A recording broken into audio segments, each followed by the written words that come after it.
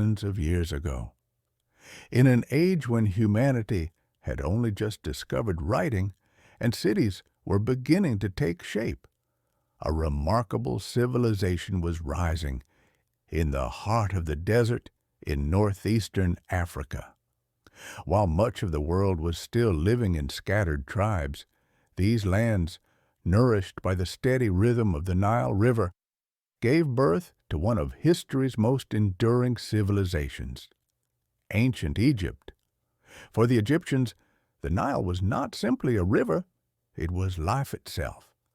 Every year, its waters overflowed their banks, leaving behind fertile black soil that made agriculture possible in an otherwise harsh and unforgiving desert.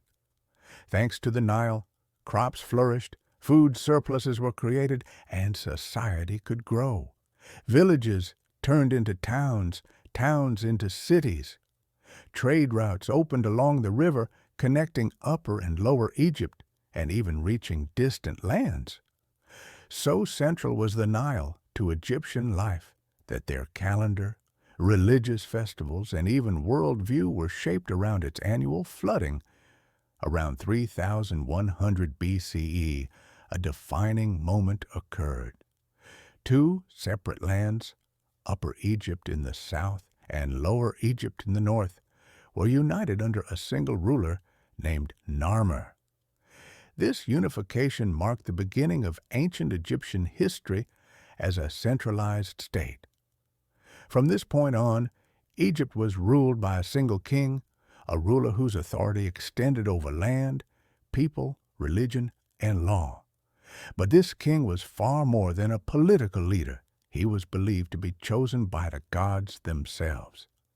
This belief gave rise to one of history's most iconic figures, the pharaoh. Pharaohs were seen as divine beings in human form. During their lifetime, they were identified with Horus, the falcon-headed god of the sky and kingship. Upon death, they became one with Osiris, the god of the afterlife and resurrection. Because of this belief, death was not feared as an ending, but accepted as a transition to another existence. Life on earth was temporary, the afterlife was eternal. However, this eternal life required preparation. The Egyptians believed that the soul, made up of different parts, such as the Ka and Ba, needed a physical body to return to. If the body decayed, the soul would be lost forever. This belief led to the development of mummification, a complex and sacred process designed to preserve the body for eternity. Organs were carefully removed, the body was dried using natron salts, wrapped in linen, and protected with amulets and prayers. Every step had religious meaning. Pharaohs ruled with absolute power. They commanded armies, controlled resources, passed laws, and ordered massive construction projects. Temples, statues, and monuments were built in their name, yet above all else, the pharaoh's most sacred duty was to uphold Ma'at. Ma'at represented truth, balance, harmony, and cosmic order. It was the invisible force that kept the universe from falling into chaos. If Ma'at was disturbed through injustice, rebellion, or neglect, the Nile might fail to flood, crops might wither, and society could collapse. Maintaining Ma'at was not only a political responsibility, but a divine obligation. It is within this belief system that the pyramids must be understood. The pyramids were not simply grand tombs, they were eternal monuments designed to secure the pharaoh's place among the gods. They symbolized stability, order, and the eternal cycle of life and death. Rising from the desert floor, their shape echoed the rays of the sun, allowing the pharaoh's soul to ascend to the heavens. The story of pyramid building began in the 27th century BCE with Pharaoh Djoser. His tomb, known as the Step Pyramid, was unlike anything the world had seen before. Designed by the brilliant architect Imhotep, It was the first large-scale structure built entirely of stone. Instead of traditional mud brick, stone was used to create a monument meant to last forever. This marked a turning point in architectural history. Over time, Egyptian builders refined their techniques. The stepped design evolved. The sides became smooth, the angles precise. Eventually, the true pyramid form emerged, perfectly balanced, monumental, and awe-inspiring. This architectural evolution reached its peak on the Giza Plateau. Here, three great pyramids were constructed for three generations of rulers. The largest and most famous is the Great Pyramid, built for Pharaoh Khufu, also known as Cheops. Standing over 146 meters tall when completed, it was the tallest man-made structure in the world for more than 3,800 years. It was constructed from approximately 2.3 million stone blocks, each weighing several tons. The sheer scale of the project continues to astonish historians, engineers, and scientists to this day. For centuries, it was believed that these pyramids were built by slaves, forced to labor under brutal conditions. Yet modern archaeology tells a very different story. Excavations near Giza have uncovered workers' villages, bakeries, medical tools, and even evidence of organized health care. These builders were skilled laborers, paid with food, shelter, and respect. They were farmers during the flooding season when agriculture paused, and builders the rest of the year.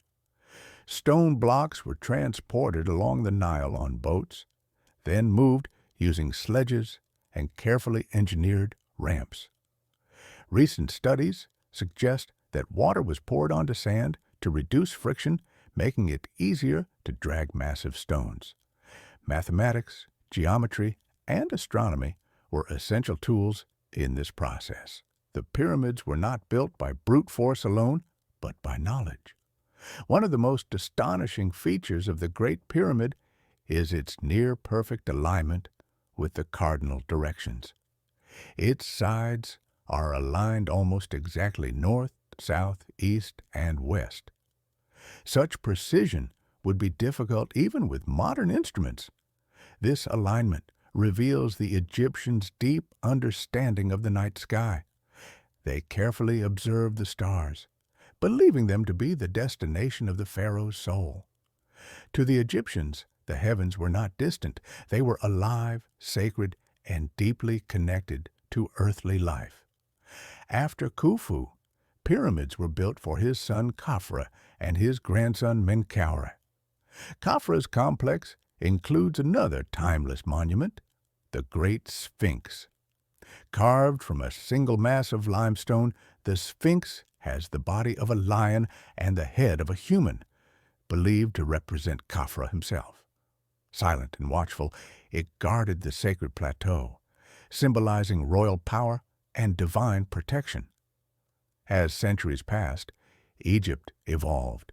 Political power shifted, religious beliefs transformed, and burial practices changed. Pharaohs of the new kingdom were no longer buried in pyramids, but in hidden tombs carved deep into the cliffs of the Valley of the Kings.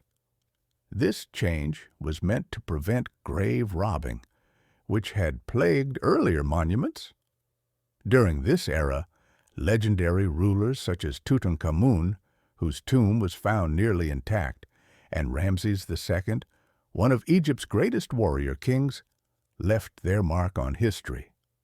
Temples like Karnak and Abu Simbel rose along the Nile, continuing the tradition of monumental architecture. Yet despite all these changes, the pyramids never lost their meaning. Today, standing silently against the desert sky, they remind us of humanity's enduring desire to be remembered. They tell a story of faith, ambition, knowledge, and collective effort. They prove that when belief, intelligence, and labor come together, human beings can create something truly timeless. Ancient Egypt is not merely a civilization of the past. It is a story written in stone, one that has defied time for thousands of years. And as long as the pyramids stand beneath the sun and stars, that story will continue to be told.